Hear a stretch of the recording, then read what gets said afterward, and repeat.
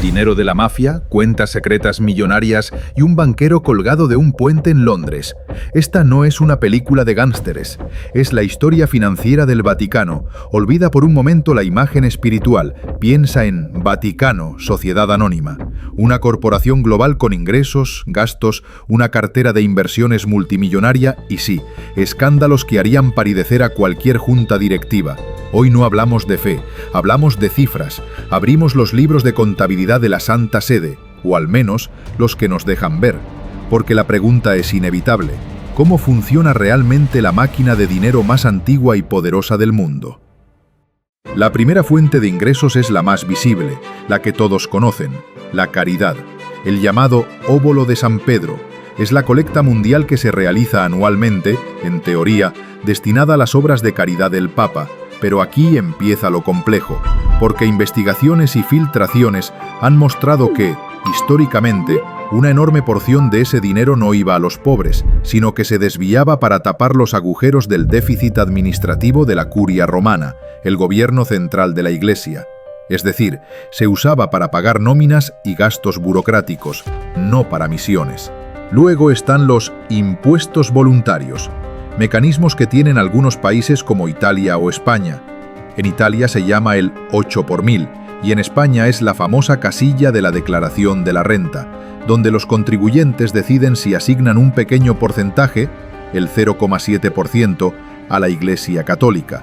Esto genera cientos de millones de euros cada año, un ingreso fijo y predecible que viene directamente de los ciudadanos. Y por supuesto, está el turismo. Los museos vaticanos son una auténtica máquina de hacer dinero. Antes de la pandemia, recibían millones de visitantes al año, una cifra que compite directamente con gigantes como el Museo del Louvre. Cada entrada, cada recuerdo, cada tour guiado, suma decenas, quizás cientos de millones de euros netos al balance. Pero aquí está la clave. Ni con las donaciones, ni con los impuestos voluntarios, ni con los museos alcanza.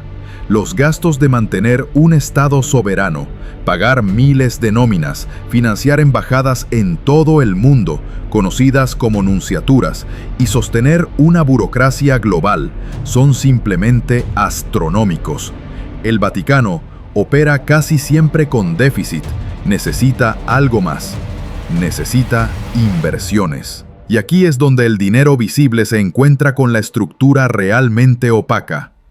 Si el Vaticano fuera una familia multimillonaria, la APSA sería su Family Office. La administración del patrimonio de la sede apostólica es, en la práctica, el fondo soberano o el cerebro inversor de la Iglesia. ¿Qué gestiona la APSA? Principalmente ladrillo. Hablamos de un portafolio inmobiliario que supera las 5.000 propiedades registradas.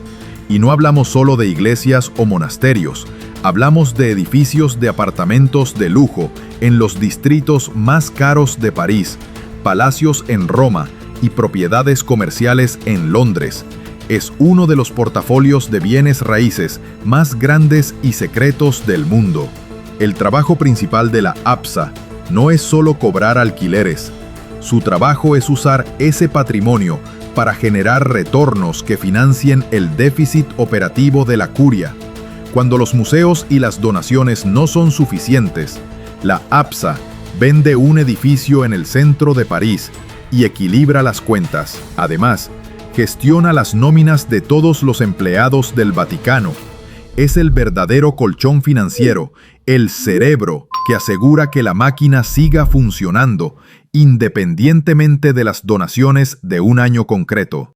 Pero si la APSA es el cerebro inversor, la verdadera controversia, el corazón del secreto financiero, está en la caja fuerte. Su nombre oficial es IOR, el Instituto para las Obras de Religión, pero el mundo lo conoce como el Banco del Vaticano, y debemos ser claros, no es un banco normal. No puedes ir allí a pedir una hipoteca o abrir una cuenta de ahorros. Es, en la práctica, un banco offshore situado en el corazón de Roma. ¿Qué significa offshore en este contexto? Significa que opera bajo la soberanía del Estado Vaticano.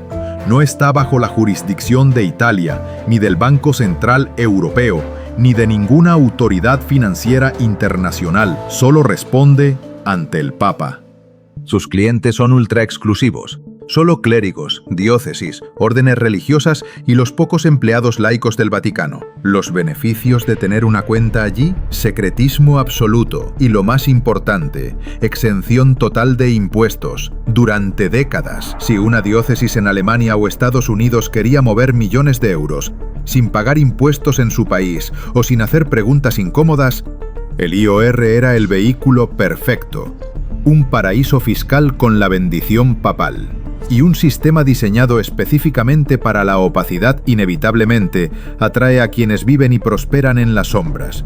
Aquí es donde la historia financiera se tiñe de sangre, corrupción y azufre. Es importante hacer una pausa y separar las finanzas de la fe. Lo que estamos describiendo no son las creencias de 1.000 millones de católicos, sino las acciones documentadas de un pequeño grupo de individuos que utilizaron la estructura financiera opaca de la Iglesia para fines criminales.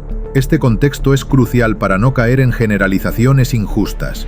El secretismo absoluto del IOR fue un imán para el dinero sucio durante la Guerra Fría. El caso más infame es el escándalo del Banco Ambrosiano en 1982. El IOR era uno de los principales accionistas del Ambrosiano, y su presidente, Roberto Calvi, conocido como el banquero de Dios, fue encontrado colgado bajo el puente Blackfriars en Londres con los bolsillos llenos de ladrillos y dinero. Un asesinato con claras señales mafiosas. ¿Qué había pasado? Calvi utilizaba la cobertura del IOR para lavar dinero de la mafia siciliana, la Cosa Nostra, y para desviar fondos a la logia masónica P2 y a grupos políticos anticomunistas. Cuando el banco colapsó, dejó un agujero de cientos de millones.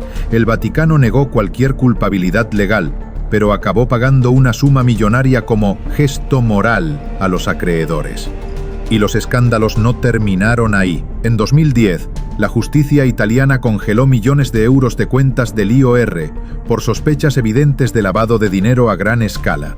Más recientemente, el caso Caloya golpeó al banco, donde su expresidente fue condenado por malversación y lavado de dinero, usando su posición para gestionar estafas inmobiliarias que costaron a la Iglesia decenas de millones. El sistema estaba diseñado para ser abusado. Pero, ¿quién diablos diseñó un sistema tan vulnerable, tan secreto y tan opaco? ¿Por qué existe?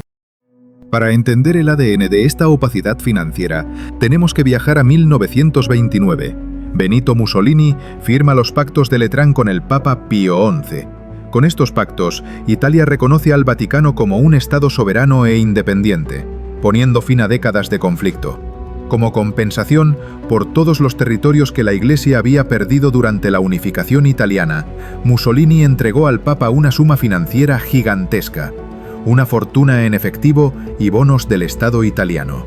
El Papa necesitaba a alguien que gestionara ese dinero y garantizara la independencia financiera de la Iglesia para siempre, y contrató a un laico, un brillante financiero llamado Bernardino Nogara.